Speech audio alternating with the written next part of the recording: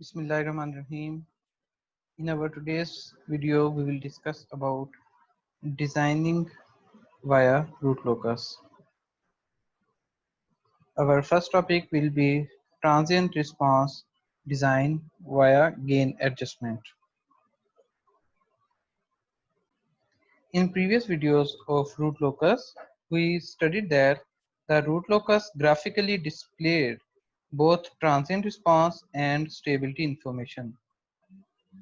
The root locus can be sketched quickly to get a general idea of changes in the transient response generated by the changes in the gain.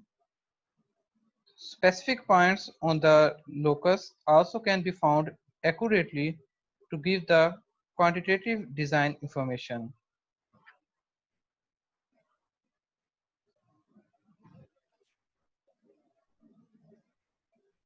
The root locus typically allow us to choose a proper loop gain to meet transient response specification. As the gain is varied, we move through different regions of response. Setting the gain at particular value yield the transient response dictated by poles at that point on the root locus. So we are limited to those responses that exist along the root locus. So today we will discuss about the improving transient response using the root locus. Flexibility in the design of desired transient response can be increased if we can design for transient response that are not on the root locus, like this point B shown in the figure. Assume that the desired transient response defined by a percentage overshoot and settling time is represented by the point B. This is our desired point B. So the limitation is that the desired point is not in the root locus. This A point can be possible design point via gain adjustment, but B is out of the root locus. So on the current root locus, as at the specific percentage overshoot, we can only obtain the settling time represented by point A after a simple gain adjustment. Thus, our goal is to speed up the response at A to that of point B without affecting the percentage overshoot. So, this increase in speed cannot be accomplished by simple gain adjustment. So, the faster response has the same percentage overshoot as the slow response in this figure. So how we move from the pole to point B?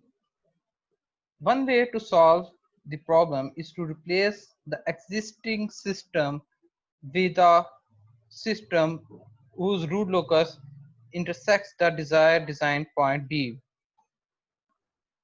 This is not a good idea.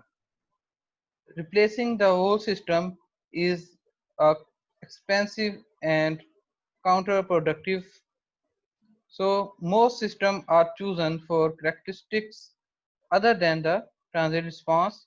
For example, an elevator cage and motor are chosen for speed and power.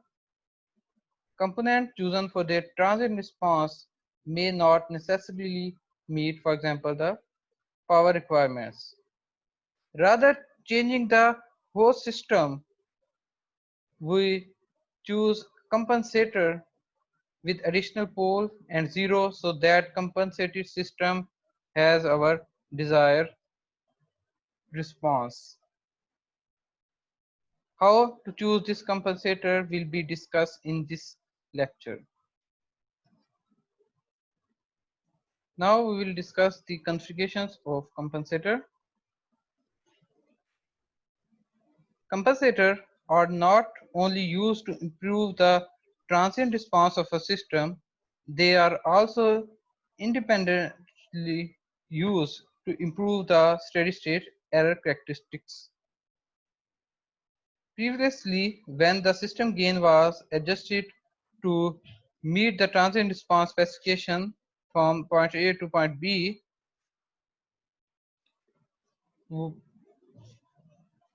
the steady-state error performance deteriorated since both the transient response and static error constants were related to gain. The higher the gain, the smaller the steady-state error, but larger the percentage overshoot. On the other hand, reducing gain to reduce overshoot increase the steady-state error. If we use dynamic compensator, compensating networks can be designed that will allow us to meet transient and steady-state error specifications simultaneously. Two configurations of compensation are covered in this video, that are cascaded compensation and feedback compensation.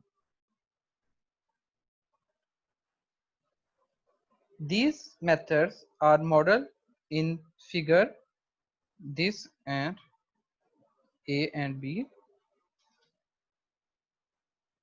The compensating network G1 of S is placed at lower power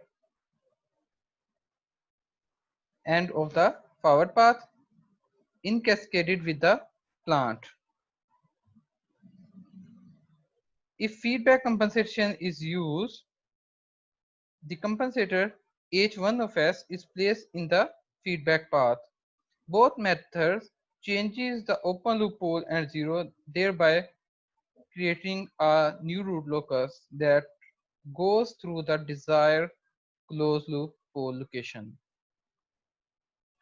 This is our introduction to compensators. In the next video, we will discuss how to improve the steady-state error via cascaded compensation.